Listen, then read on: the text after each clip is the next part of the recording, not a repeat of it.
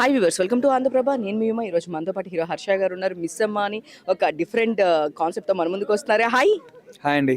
So miss అమ్మ అనగానే మాకు సావిత్రి గారి తర్వాత మళ్ళీ భూమిక గారు ఇలా టైటిల్ ఎందుకు రిపీట్ చేశారు? అంటే మీరు అన్నట్టుగా సావిత్రమ్మ గారిది కానీ భూమిక గారిది కానీ స్ట్రాంగ్ ఫీమేల్ ఒపీనియన్స్ ఉన్న ఒక క్యారెక్టర్ మీద బేస్ అయి ఉన్న సినిమాలు కదా. సో అదేవిధంగా మా సినిమాలో కూడా పెళ్లి మీద వెరీ స్ట్రాంగ్ ఒపీనియన్ ఉన్న ఒక అమ్మాయి స్టోరీ అనమాట.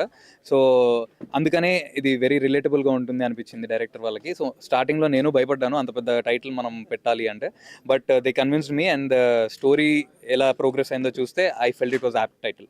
సో అంటే లైక్ ఇది మిస్ అమ్మ అని టైటిల్ ఉంది కాబట్టి ఇది ఫీమేల్ ఓరియంటెడ్ లైక్ అట్లానే ఆ కాన్సెప్ట్తోనే వస్తుందా? లేదండి, లేదు. జస్ట్ స్ట్రాంగ్ ఒపీనియన్స్ ఉన్న ఒక ఫీమేల్ క్యారెక్టర్ ఉంటుంది సినిమాలో, heroine character. But female oriented cinema ఏం కాదు. It's a very cool, fun, emotional love story. So చూసిన వాళ్ళందరూ బాగా ఎంజాయ్ చేస్తారు. భద్రం గారి కామెడీ సీన్స్, భద్రం గారివి నావి కామెడీ సీన్స్ చాలా బాగుంటాయి. అండ్ అందరూ హ్యాపీగా కూర్చొని చూసి ఎంజాయ్ చేసే సినిమా అండి. సో రోటీ కపడా రొమాన్స్ అనే ఆల్రెడీ మా ముందుకు వచ్చారు, కానీ ఇంకా అంత సక్సెస్ బయటకైతే రాలేదు. మీరు అన్నారు మాకు కూడా చాలా మంది కొత్త వాళ్ళు రమ్మంటారు కానీ బయట మాకు ఆఫర్స్ అంత ఇదిగా ఏమి ఉండవు అని. సో మీరేమంటారు అంటే సక్సెస్ చూపించిన తర్వాతే ఆఫర్స్ వస్తాయి అనే ఇది కూడా వినిపిస్తుంటుంది. మీ పర్స్పెక్టివ్లో అది ఎందుకు అనాల్సి వచ్చింది? అంటే ఇప్పుడు ఆఫర్స్ ఇవ్వరు అని లేదండి నేను, కాకపోతే అది కొన్నిసార్లు రీచ్ అవ్వడం కష్టమైపోతుంది.